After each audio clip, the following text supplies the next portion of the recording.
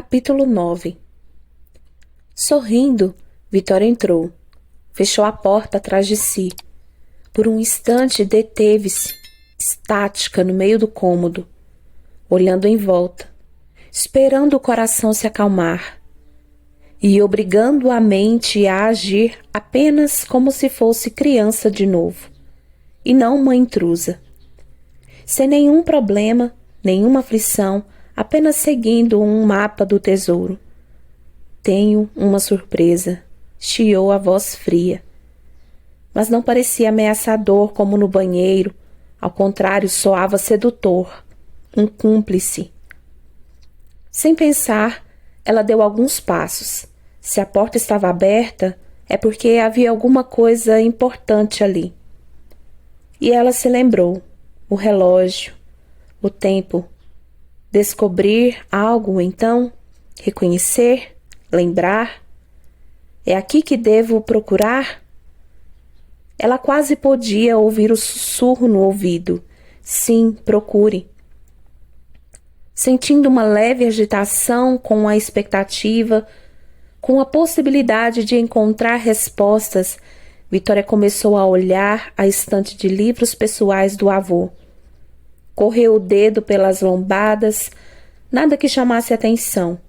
Olhou os quadros nas paredes, olhou atrás dos quadros.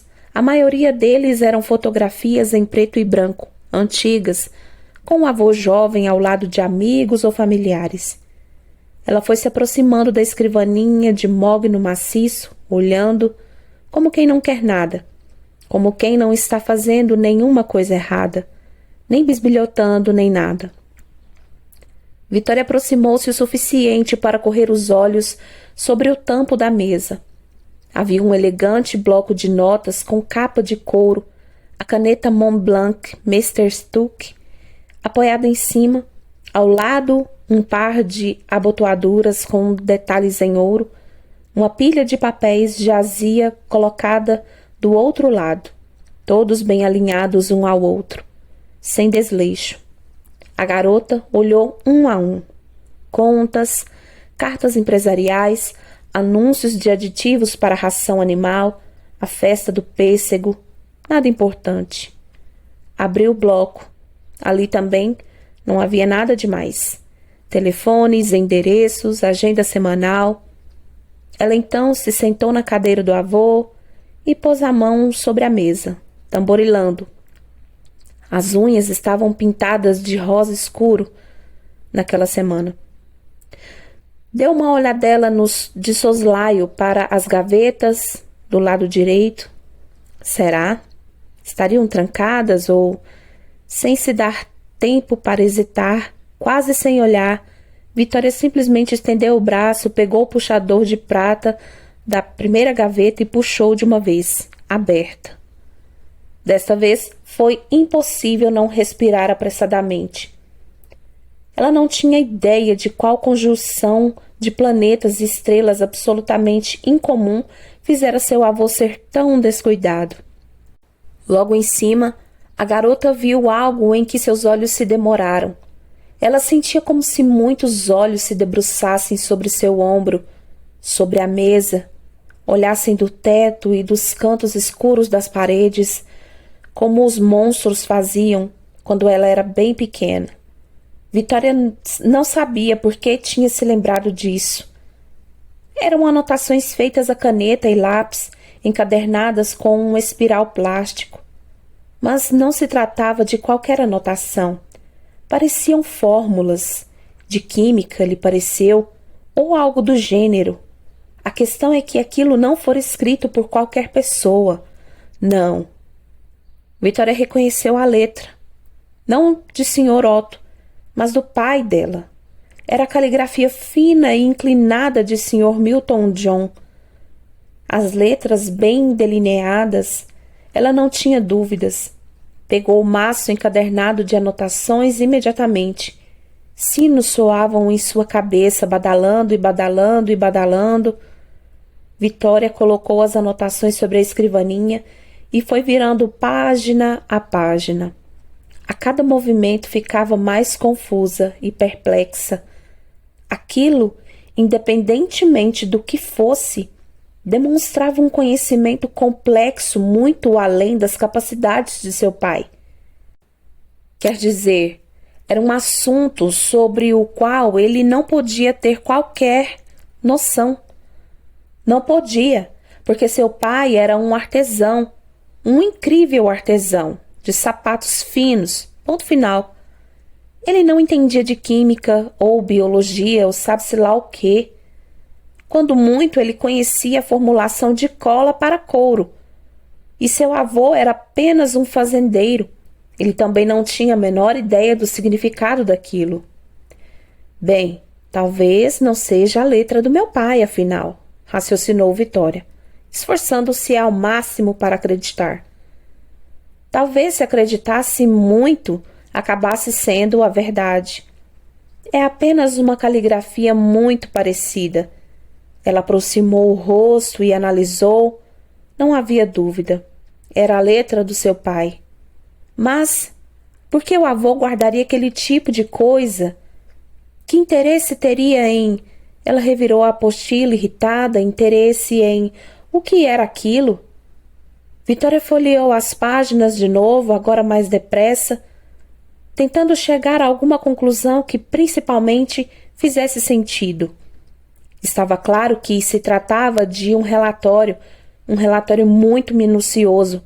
Sim, era isso, um relatório sobre... Vitória sentia a mente travando como uma engrenagem com falta de óleo e que dava um pequeno pinote a cada inspiração dela. Estava enganada. Seus olhos a estavam traindo. Era um relatório, certo. Quanto ao assunto, a garota chegou à penúltima página. Ficou surpresa. Foi mais um susto mesmo, ao ver uma foto grande do mesmo tamanho de outras páginas do relatório. Havia sido tirada, aparentemente, em um laboratório? Vitória inclinou a apostila, analisando. Era um laboratório, sim. Dava para ver parte de uma bancada de alumínio e um armário de vidro, mas pelo tamanho e modernidade do espaço, pelo grupo aparentemente seleto que pousava em primeiro plano, umas 30 pessoas, todos em uniformes brancos. Estava mais que claro que se tratava de algo importante. Mas então Vitória arregalou os olhos e sua mente deu mais um pequeno pinote. Ela segurou o fôlego. O homem no centro do grupo era seu pai. Sorrindo, absolutamente confortável naquela posição de destaque, ainda mais estranho. Era uma imagem recente. Um arrepio percorreu as costas dela, como se estivesse recebendo a água gelada de uma cachoeira. Seu pai, bem à frente e no centro, uma posição inequivocavelmente notável, como se fosse o chefe daquela equipe. Aquilo era absolutamente desconcertante e muito perturbador. Seria alguma indústria farmacêutica? Não fazia sentido, ela soltou o ar ruidosamente. E que avental impecável era aquele, tão diferente daqueles de lidar com o material dos sapatos que Vitória havia visto por toda a vida seu pai vestir. E aquela gravata ajustada de boa qualidade que Vitória não conhecia, jamais havia visto seu pai usando.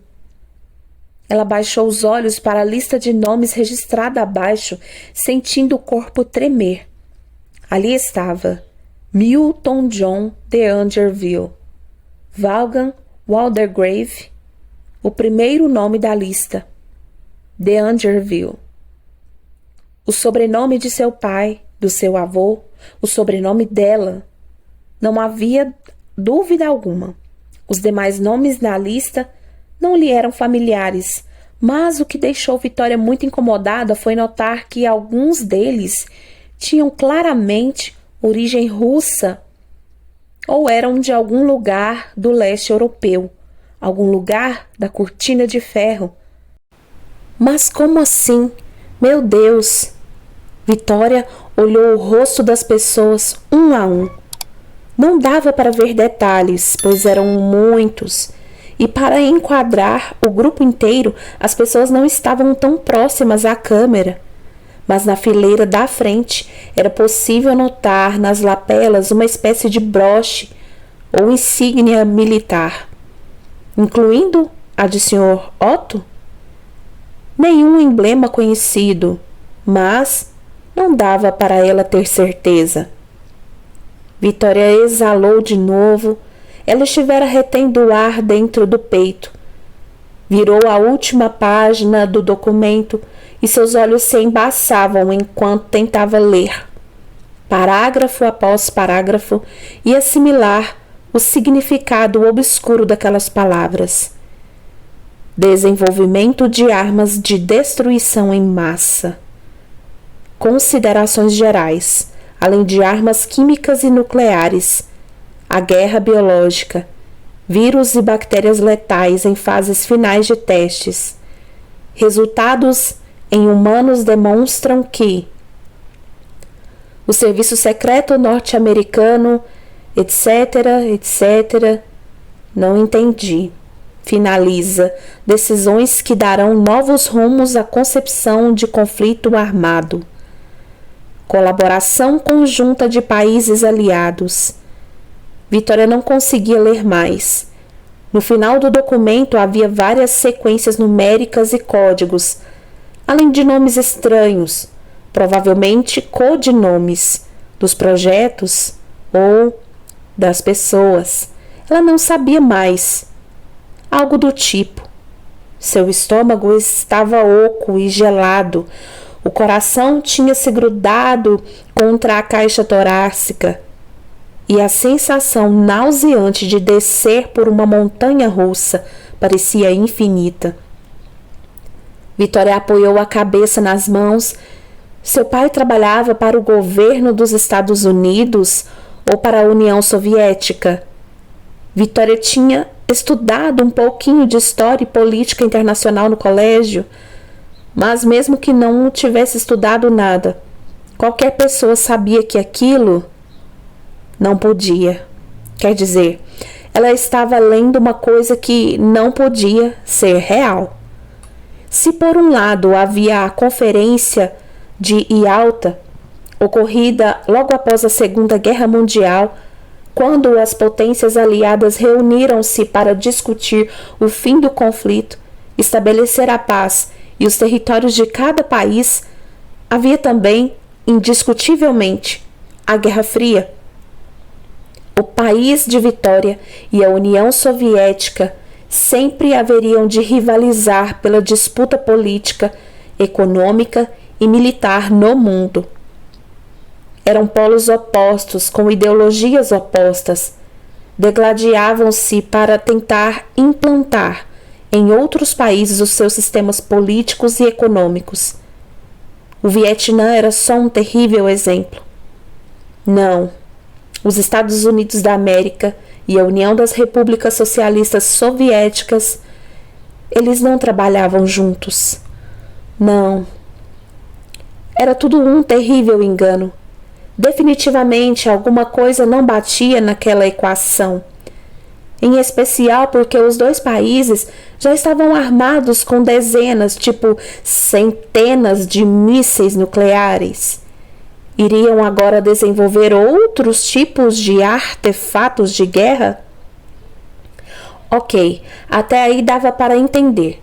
Mas iriam fazer isso juntos? A paz armada estava estabelecida? O mundo, o universo inteiro sabia que um conflito direto envolvendo as duas potências provavelmente acabaria destruindo o planeta. Até que não deixava de ser uma boa ideia, Vitória refletiu, amarga. Acabar com essa humanidade corrupta, mentirosa, egoísta. E sim, a corrida armamentista também era um fato. Porém, esse fato era o cadafalso em que se apoiava a paz. Enquanto houvesse equilíbrio bélico, a paz estaria garantida. Por isso, Estados Unidos e União Soviética espalhavam exércitos e armas em seus próprios territórios e em territórios aliados como um jogo de xadrez. Eles não jogavam do mesmo lado do tabuleiro.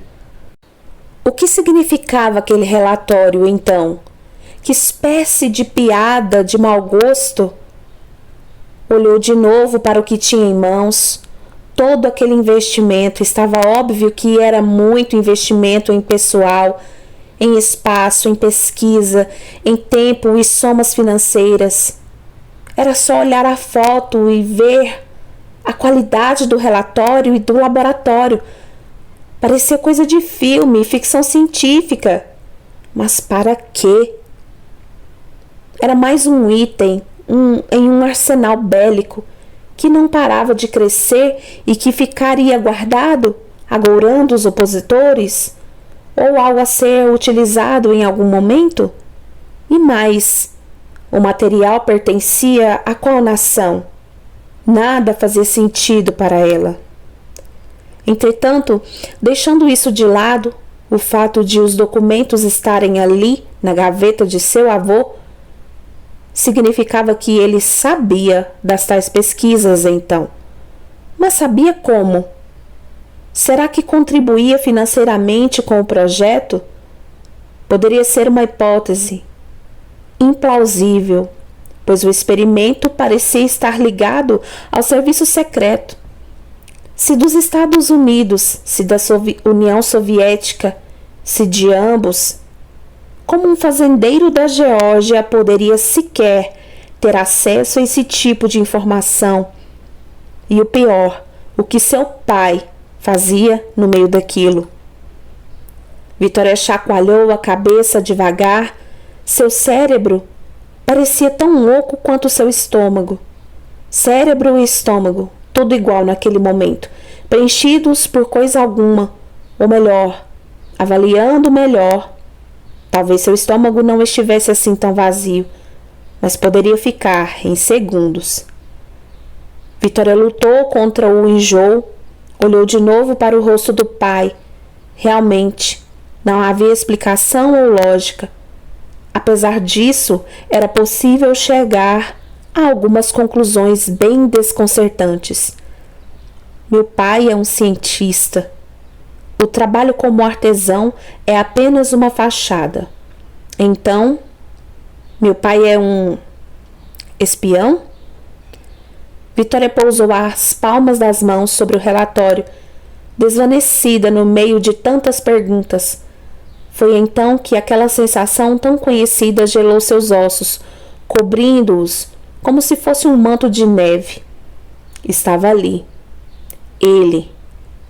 E ele estava rindo. Vitória sabia. As palavras amistosas de antes, o fato de não a assustar logo de cara, o fato de incentivá-la a ir adiante, tudo uma encenação que terminava imediatamente ali. Ela olhando em volta, completamente perdida, os olhos e o coração alarmados, e aquela coisa rindo dela, rindo à custa dela. Era essa a surpresa? Era isso que precisava descobrir? Mas por quê? Por quê? Ela sussurrou. Agora estava petrificada. Cada vez ficava mais fácil sentir ou perceber o ponto onde a criatura estava, pela escuridão que às vezes se formava ao redor, pelos olhos que ela às vezes via, pelos calafrios que percorriam seu corpo, trazendo aquele medo, aquele pânico incontrolável, como um punhal atravessando em seu peito, e agora o cheiro, algo nauseante que se desprendia dele. Vitória virou-se para trás devagarinho, olhou por cima do ombro. Ele estava perto da janela. Ela tinha a impressão de ver os olhos alongados, as orelhas pontudas de Anubis, mas era algo diferente, mais forte, mais poderoso.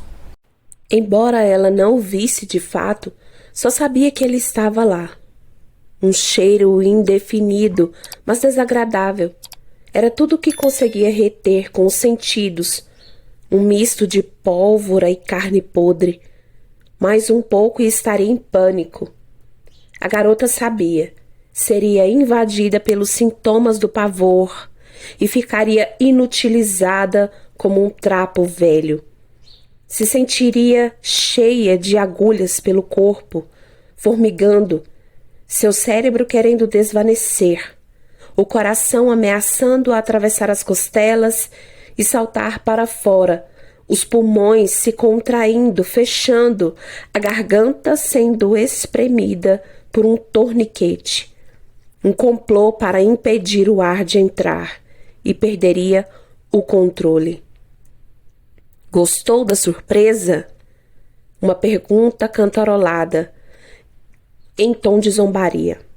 Apavorada, Vitória não esperou para ver o que ocorreria, ou o que mais aquela coisa falaria. Pegou o documento, bateu a gaveta com um estrondo e se levantou da cadeira do avô como se fosse um boneco de mola libertado da sua caixa apertada. Senhor Otto ria alto, ria dela. Vitória não queria escutar, não de verdade. Ela percebia a sensação daquele escárnio, a impressão do riso, mas não queria nem imaginar se escutasse audivelmente. Correu para a porta do escritório, a apostila nas mãos. Ponha de volta, ponha de volta. Era isso que sua razão dizia. Sua imbecil, está fazendo a coisa errada. Deixa essa merda aí. Contudo, Vitória ignorou a sabedoria da razão, saiu do escritório batendo as portas francesas com tanta força que poderia ter quebrado as lâminas de vidro. Ela pretendia correr de volta para o seu quarto, esconder-se, ficar longe dele. Precisava pensar, mas não houve tempo de pensar. Não quando, de maneira maquiavelicamente bem sincronizada, aos primeiros passos agitados, dados pelo corredor, Vitória escutou a voz do avô na sala lá embaixo. Ele estava chegando. Completamente desvairada, Vitória desceu as escadas aos trambolhões. Por um milagre não caiu de cabeça pelos degraus. Só conseguiu ver Patsy, com quem seu avô estivera falando. Voltando na direção da cozinha, Sra. Ruth Ann não estava por ali ainda. Então Vitória irrompeu sala dentro. O avô mal tinha tido tempo de pendurar a jaqueta e o chapéu no cabideiro perto da porta de entrada. Os dois estavam aparentemente sozinhos. Vô, ela falou mais alto do que gostaria. Foi quase um chamado à ordem. O homem voltou-se na direção dela, estranhando a agitação da neta, mas foram os olhos dela que o intrigaram. Havia algo queimando ali. O pai da jovem já tinha explicado aqueles sintomas estranhos que Vitória vinha tendo. E a opinião do médico. Mas até aquele momento o Sr. Otto não dera lá muito crédito. A garota estava na fazenda fazia quase uma semana e seu comportamento fora praticamente normal. Exceção feita a uma certa indolência e apatia que nunca fora do perfil de Vitória. — Que aconteceu, Vitória? Perguntou, voltando-se para ela. Os olhos dela estavam furiosos, as mãos tremiam. Ela se questionava se conseguiria falar sem gritar. Então Vitória primeiro ergueu a apostila nefasta ao lado do próprio rosto. Sr. Otto notou, enfim, o que havia nas mãos de sua neta. O documento. Vitória viu que ele reconheceu que era incontinente. Foi a vez de a jovem notar os olhos e o rosto do avô literalmente se transformarem. Uma verdadeira e surpreendente metamorfose, pois ele passou das feições normais, ainda que naturalmente austeras, para uma máscara de fúria que ela jamais imaginara contemplar. — Onde você encontrou isso, sua enxerida? O tom de voz empregado foi baixo, porém cortante. Ele avançou na direção de Vitória. Era um homem corpulento, forte, mas Vitória não se encolheu, nem quando o Sr. Otto arrancou o relatório das mãos dela com força. Eu achei na sua gaveta, sibilou Vitória com um rompante de petulância. O avô parou aos poucos centímetros da neta e, com olhos muito frios, fixos nos dela, continuou falando no mesmo tom baixo. Era evidente que ele não desejava causar nenhum alarido. Você teve coragem de entrar no meu escritório particular e mexer em minhas coisas? Aquilo parecia um rosnado. A voz dele estava rouca de agressividade. Então tudo isso é verdade?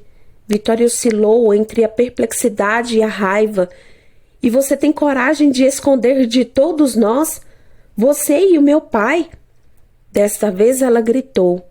Talvez a família devesse ser comunicada quando os anciãos inventavam de associar-se aos inimigos da América e agir como traidores. O avô lhe deu uma bofetada no rosto. Vitória voou até a lua e voltou estupefata. Não soltou um pio e não baixou o rosto depois do impacto. Não se atreva a falar alto, menina, disse o Sr. Otto controladamente. Mas de algum modo ele parecia letal. Pode me bater, desafiou Vitória, colocando a palma da mão sobre a bochecha quente.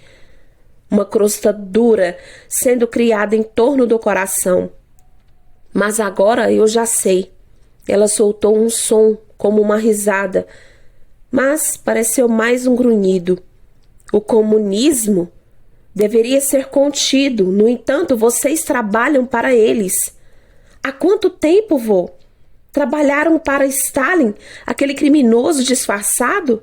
E agora, por mais que Khrushchev não seja um tirano igual a Stalin, ainda é o líder político no mundo comunista. Vocês estão envolvidos com o governo soviético ou o quê? Meu pai trabalha para Eisenhower ou Khrushchev? O avô segurou Vitória pelo braço com muita força e o apertou. Vitória quase deu um grito de dor, mas conteve-se. O rosto dele quase se encostava com o dela. Fico muito feliz em notar como seus conhecimentos são abrangentes. Não sabia que se interessava por política, disse ele com sarcasmo. E já que mencionou foi o tirano Stalin quem ajudou a acabar com a Alemanha de Hitler, se é que lhe interessa. Sr. Otto riu. Era um deboche. Seu pai tem toda a razão. Providenciaremos um casamento quanto antes para você. Com toda certeza não irá para uma universidade. Uma fedelha como você, achando que entende o mundo, jornalismo, feminismo. Ser escritora, um muxoxo de descaso, só para nos atormentar. Vitória não conhecia aquele homem, um homem que tivera coragem de lhe bater no rosto, de olhá-la com aqueles olhos enfurecidos, como se ela não fosse sua neta. Um homem claramente capaz de agir movido pelo ódio. Não, ela nunca o conhecera de verdade. Fez força para naquele momento não pensar no pai, enquanto ela também não o conhecia. Procurando não demonstrar reação diante das palavras dele, Vitória indagou. Então, parece que meu pai tem alguma formação acadêmica, afinal. Ele fez faculdade? Que faculdade ele fez? Sr. Otto não se mexeu, estático. Sua voz era baixa e feroz, e ele não soltou o braço de Vitória. Vou avisá-la apenas uma vez, Vitória. Preste muita atenção. Se você abrir a boca... O avô olhava no fundo dos olhos dela. Vitória quase podia garantir que o azul claro dos olhos dele estava turvo por uma sombra escura. Ele repetiu: se você abrir a boca e disser uma palavra sequer sobre isso, a quem quer que seja, eu, pessoalmente, tornarei sua vida um inferno. A pele clara do rosto de Sr. Otto estava mais pálida e os dentes um pouco mais expostos do que o necessário. Ela não teve nenhuma dúvida de que ele estava falando a verdade. Estava a ameaçando de verdade. Nem pense em me desafiar, Vitória. faça isso e só terá a perder. Terá tudo a perder. Ela encarou o avô, recusou-se a baixar o olhar. Era uma ameaça. Ele a chacoalhou com um safanão. Quero você fora de minha casa, foi o veredito. Sua avó comentou comigo hoje mais cedo que havia pensado em convidá-la a ficar mais uns dias, uns 2 ou 3. Não sei se ela lhe fez o convite, mas você vai embora amanhã. Hoje já está muito tarde, infelizmente. Não vou conseguir condução para você. Maldição. Uma pausa. Poderia mandar Clay levá-la? Senhor Otto falava de si para si agora. Mas o aperto no braço não afrouxou. Parecia realmente considerar a hipótese de enfiar Vitória na picape e mandar o jovem empregado, que às vezes servia como motorista, direto para a Pérola do Sul. Mas declinou, avaliando os problemas. Chamaria muita atenção. Esse desespero de sair da fazenda, pensou. Era verdade. Além disso, Vitória e Clay passariam a noite na estrada. O homem estava cansado de um dia de trabalho. Mas se você tivesse uma crise de saudade de casa, reconsiderava, poderia mandar Jason. Jason era um dos filhos de Clay e Patsy. Entretanto, Sr. Otto pareceu achar que toda aquela mobilização acabaria sendo vista com maus olhos. Sra. Routien seria totalmente contra, mesmo obrigando Vitória a insistir que queria ir embora. Mas o fato é que, em considerações normais, o avô jamais acataria qualquer ataque histérico da neta e a seguraria na fazenda sem problemas até o dia seguinte. Por fim, suspirou, um ruído grosseiro e irritado. Não havia o que fazer. Que pena estar tão tarde. O homem baixou a cabeça para Vitória novamente. Havia um leve traço de zombaria em sua voz e olhos. Aquilo fez com que ela, de súbito, notasse alguma semelhança com aquela criatura. O mesmo escárnio, misturado ao mesmo ódio e a mesma sagacidade meticulosa e cruel.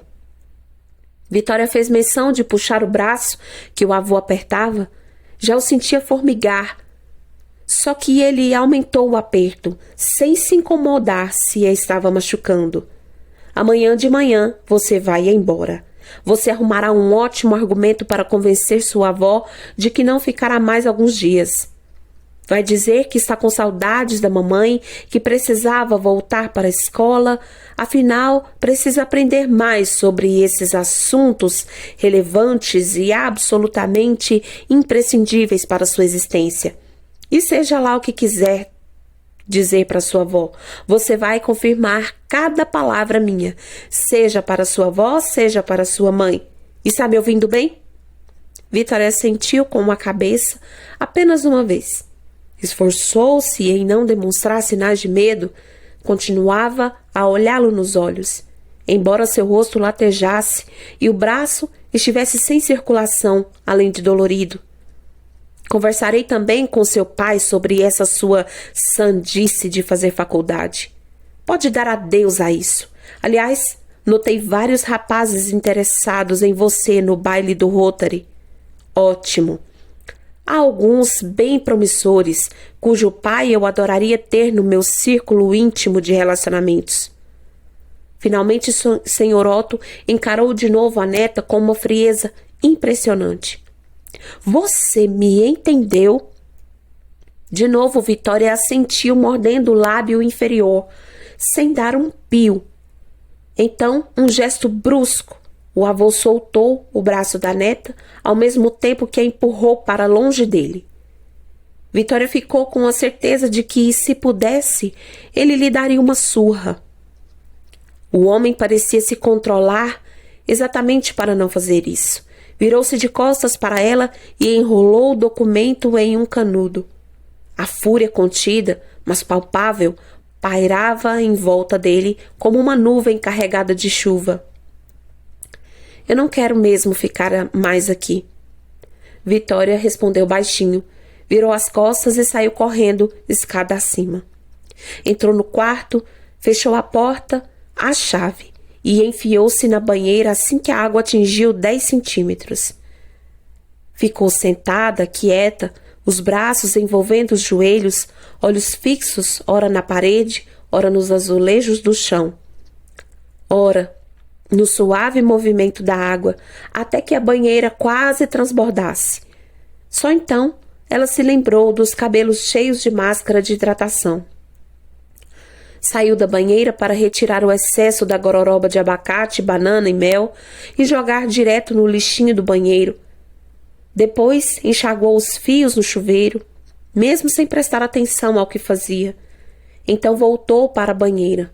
Vitória sentou-se e inclinou o corpo para trás, deixando só o pescoço de fora. A água estava bem quente, ajudava a relaxar o corpo, mas a mente continuava empolvorosa. Tudo aquilo era verdade. Sua família estava trabalhando para o governo da União Soviética ou dos Estados Unidos. Aquilo não estava claro, para desenvolver armas de destruição em massa. Era mais do que sério, mais do que sigiloso. Agora, Vitória não tinha nenhuma dúvida, a julgar pela atitude aberrante tomada pelo avô, agressiva, como se pudesse matá-la com um simples olhar. Vitória continuava estupefata. Como era possível conviver com pessoas e jamais conhecê-las? Estava óbvio que ela não conhecia seu avô, mas ainda pior, nem o próprio pai.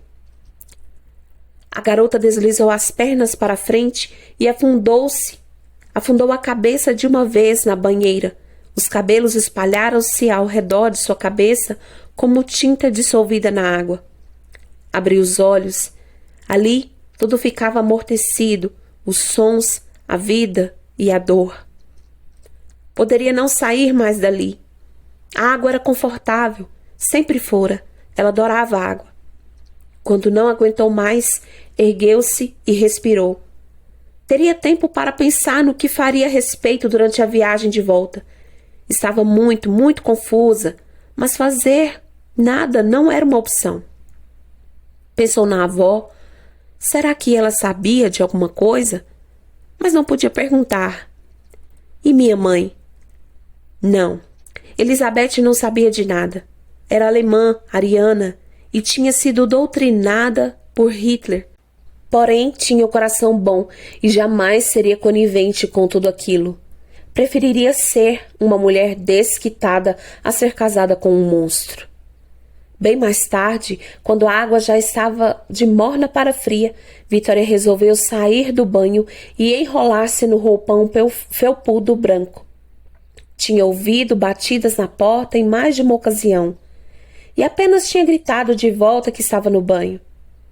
Patsy tinha batido, a avó tinha batido, enquanto ela enrolava os cabelos limpos em uma toalha, ouviu a avó bater novamente na porta trancada do quarto. Vitória saiu para abrir, mas sem vontade de encará-la. Seu avô me disse que você estava indisposta e que preferia comer aqui mesmo. Começou a senhora, avaliando o rosto da neta. O que está sentindo? Aquela enxaqueca outra vez? Também, admitiu Vitória. Porque dessa vez era verdade. Fazia uns bons 20 minutos que a dor só apertava. E esforçando-se para parecer natural, disse: Mas estou com cólica. Esboçou um sorriso com muito custo. Não disse isso a ele, é claro. Ah, coitadinha. Senhora Rutiena afagou o rosto da neta inteiro, vermelho por causa do banho de banheira. Melhor assim. Ela não notaria a marca vermelha na bochecha. E com sorte, no dia seguinte estaria melhor. O ônus de ser mulher. É, fez Vitória, inclinando o rosto sobre a mão suave da avó. Queria poder falar, poder chorar, mas sabia que era impossível. Uma onda de náusea a atingiu. Se era pela enxaqueca, se pela cólica forte, a menina não sabia. Na pior das hipóteses, era resultado do choque. Constatando o ar abatido da neta, a avó foi prática. Tudo bem, Vou mandar Patsy fazer um chá de capim-santo, camomila e canela. E 2 colherinhas de orégano. Orégano, vó? Vitória fez careta. Essa eu não sabia. Ajuda muito, filha. E a bolsa de água quente, claro. Primeiro vamos aliviar essa cólica.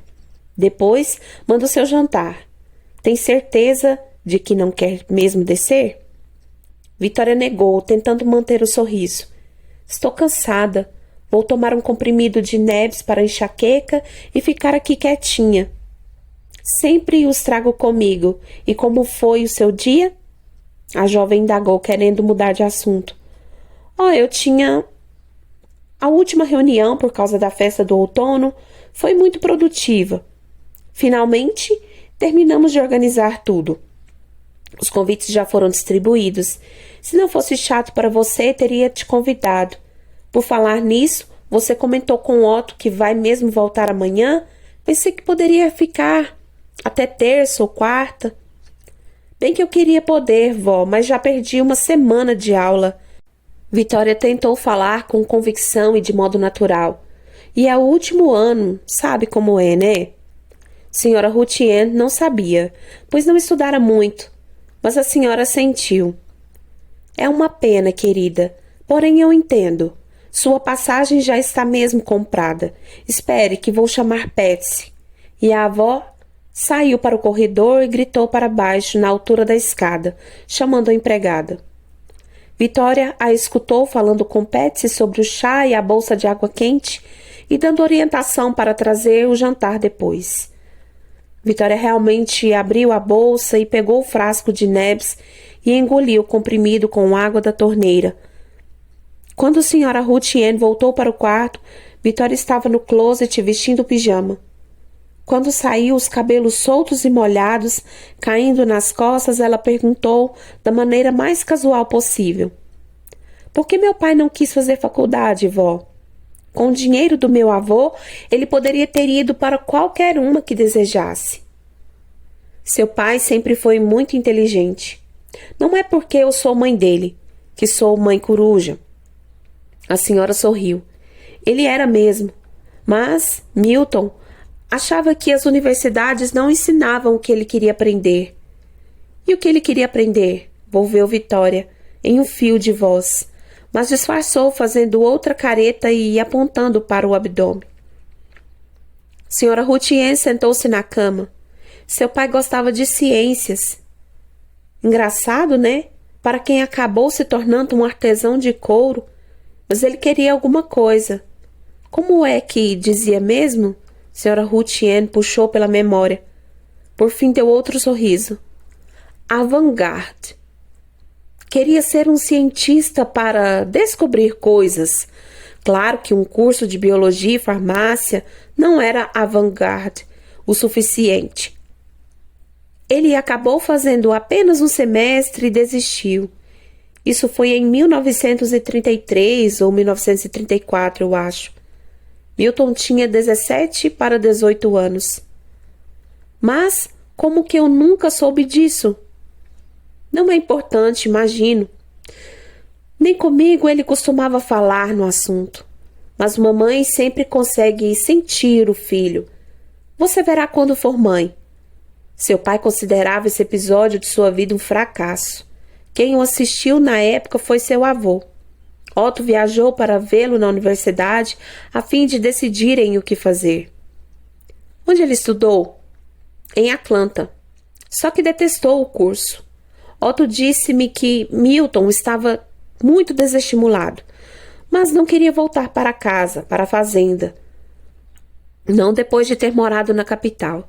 Então, enquanto não se decidia por outro curso, seu avô conseguiu um estágio para ele na loja de um grande amigo.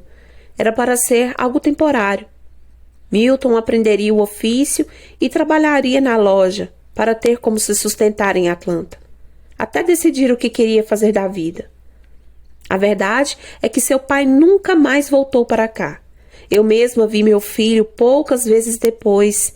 Ele sempre estava ocupado, trabalhando, aprendendo. Essa parte eu sei. Papai conseguiu um estágio com esse amigo do meu avô, um grande artesão de couro. Ele tornou-se um hábil artesão também e começou a fazer bastante sucesso. Não só era exímio com os itens habituais, mas inovava, sobretudo em sapatos femininos. Sim, é verdade, usando couro colorido, pedrarias, rendas, estampas e novos designs. Uma mulher podia esperar até meses por um par encomendado. Vitória franziu a testa. Contam-me essa história desde que eu era pequena. Mas, então, meu pai desistiu da faculdade e de ser um cientista para tornar-se um artesão de sapatos? Não é esquisito? Sim, mas apaixonou-se pela profissão. Como é a vida, não é mesmo? A avó sentou-se ao lado de Vitória na cama e piscou para ela. Cá para nós, sempre achei essa história de cientista puro fogo de palha. Se não fosse Milton, não teria desistido tão rápido, do jeito que era turrão aquele menino. A senhora nunca esteve no campus? Aventurou-se Vitória a perguntar. Não. A senhora puxou um fio invisível da frente da blusa sem querer mostrar ressentimento. Isso era coisa de pai e filho. Vitória agitou-se um pouco. Quem garantiria que Milton John estivera estudando mesmo em Atlanta? Quem garantia que o tal ateliê ficava de fato na cidade de Atlanta? E esse ateliê de Atlanta? Perguntou sem querer parecer muito afoita ou agitada. Esse a senhora conheceu, né? Sabe que nunca deu certo? A senhora riu. Cada vez que fazíamos planos, alguma coisa não dava certo de última hora.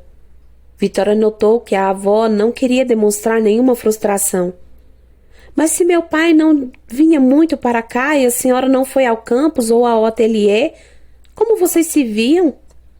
A gente não se via muito, como eu disse. Nos falávamos por carta. Ele escrevia uma vez por semana. Às vezes telefonava. Milton costumava me ligar com moedas, mas não tinha muito dinheiro para gastar com isso. Eram conversas rápidas. Mas fico feliz porque ele se tornou muito bom no que faz. Valeu o sacrifício. Senhora Rutiene comentou com orgulho. Uma mãe cria um filho para o mundo e não para si. Vitória ficou imersa nos próprios pensamentos. Quando deu por si, havia perdido parte da conversa e levou um tempo para processar que a avó tinha mudado o tema e falava da mãe dela. Passaram-se alguns anos e foi quando Milton conheceu sua mãe. Mas minha mãe era de Boston, recém-chegada da Alemanha. No entanto, os dois se conheceram em um baile em Louisville. É verdade. Milton estava lá negociando uma compra grande com um fornecedor de couro, e Elizabeth estava passando um feriado prolongado na casa de duas amigas, duas irmãs, na verdade, que tinham aproveitado a data para visitar os pais aqui no sul. Quem diria?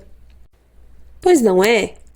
Seu pai não contou nada sobre estar interessado em uma jovem. Só fiquei sabendo quando ele decidiu oficializar o noivado.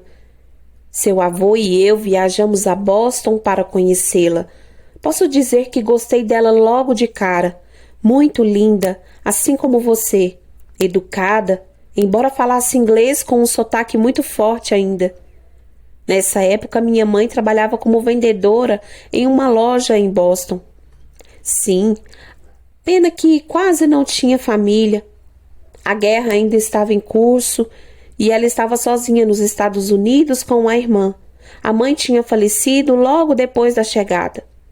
Elizabeth sempre achou que foi de tristeza. Um suspiro. E eu tive vontade de acolhê-la. Era tão novinha, acho que ela mal tinha completado 20 anos naquela época. E seu pai ficou muito apaixonado por ela. Minha mãe sempre me conta isso. O engraçado é que Milton nunca tinha demonstrado vontade de se casar. Mas sua mãe, com aquele sotaque alemão e a pele tão branca que parecia leite, os olhos verde água, ela roubou o coração do meu Milton. Vitória sorriu de leve. Mas como os dois foram parar em Pérola do Sul, por que não continuar em Atlanta? Ele já não era sócio do ateliê? Sim, ele era sócio no ateliê, mas queria um negócio próprio e que ele fosse o único dono. Só sei que minha mãe sempre teve vontade de voltar para Boston, disse a garota. Pelo menos no começo, eu acho. Mas meu pai saiu de Atlanta e montou o próprio ateliê em Pérola do Sul. Por que não ir de vez para Boston, afinal? Seus produtos fariam ainda mais sucesso no norte. Ter o próprio ateliê era um sonho dele. Meu filho dificilmente abdicaria por completo do ambiente bucólico das fazendas. Além do mais, precisava estar perto dos fornecedores. Não podia comprar couro do norte, já atravessado por outro. Senhora Rutien encarou Vitória com certa curiosidade. Pérola do Sul sempre foi uma cidade modelo. Seu pai nunca comentou nada? Vitória deu de ombros. Sua mãe não tinha família, apenas uma irmã. Uma vez que Elizabeth se casou com Milton, por que ficarem os dois tão longe da nossa família também? O mais correto era os dois permanecerem no sul, perto de nós. Não precisava ser tão ao sul quanto na Geórgia. Eu entendo. Mas Pérola do Sul parecia um meio termo aceitável. Pena que Elizabeth e eu nos encontramos tão pouco, mesmo depois do casamento. Como você sabe, seu pai raramente vem à fazenda. Sr. Milton sempre alegava estar ocupado demais para largar os negócios. Quando Vitória via os avós fora do período de férias, era nas raras ocasiões em que eles iam à Pérola do Sul, pois Sr. Otto também não podia largar a fazenda sozinha. Mas imagino que Elizabeth sempre tenha sido feliz em Pérola do Sul, concluiu a avó. Pelo menos nunca me disse o contrário. Sim, ela é feliz, sim. Pois então, a vida é movida pelas paixões, minha filha. Se estamos felizes, já conseguimos muito. Vitória sentiu com a cabeça várias vezes. Patsy entrou, carregando a bandeja com o chá e a bolsa de água quente. Vitória apenas torceu para não estar pálida demais.